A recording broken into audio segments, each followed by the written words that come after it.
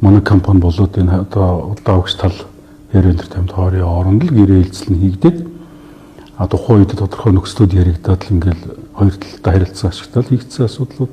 Анх 2017 онд бид 15 давхрыг борлуулсан. Тэр үеийн зах зээлийн ханшиг өрхөл тийм л байсан. За дээрэс нь энэ ч өөрөө дотор засалгүйгээр нь бид борлуулсан.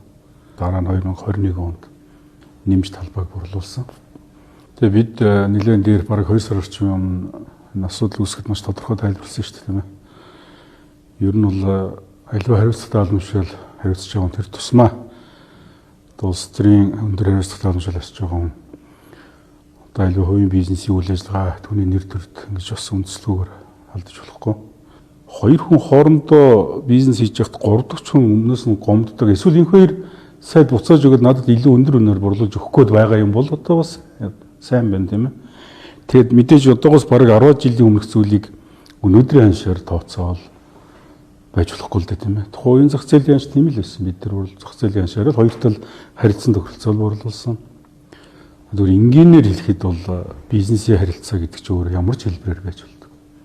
Шууд худалдаа авахч байж болдог. Тодорхой хэмжээнд тодорхой төлбөрөөр төлөөд бартарч байж болдог. Дараа тооцоогоорч байж болдог. Энэ бизнесийн харилцааг өнөөдөр ингээд улс төрийн зорилгоор ашиглах нь өөрөө зохимжгүй юм аа. Тэр тусмаа зүгээр нэг одоо нотлогоогүйгээр хүмүүсийн одоо тийм ээ ховийг одоо бодит үнэн мэт ингэж ярих нь зохисгүй юм аа гэдэг бол би байр суурийг маш тодорхой илэрхийлсэн.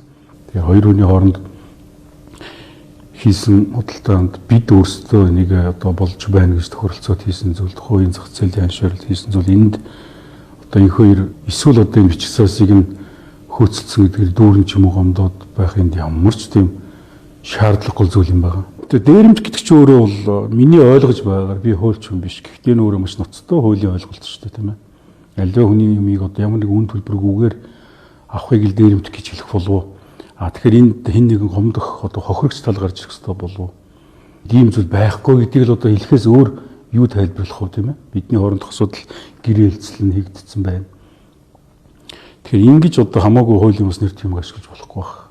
Дахин энийг ингээд сөхөөд гэн улс орнд чинь байх юм бол маш олон асуудал байна шүү дээ. Гэхдээ тэр төрийн өмчийн компаниуд ч юм уу тэр төрд байгаа асуудлаа зэгцэх тухай ярина гэхээс биш. Одоо бидний өмнөөс гомдоод байгаа юм уу? Хэний өмнөөс гомдоод байгаа юм эсвэл ойлгохгүй болчиход байгаа шүү дээ. Тэгэхээр бол хариуцлагатай байхыг л тэгээд аливаа юмд бас улс ортой байхыг л хүсэж байгаа юм.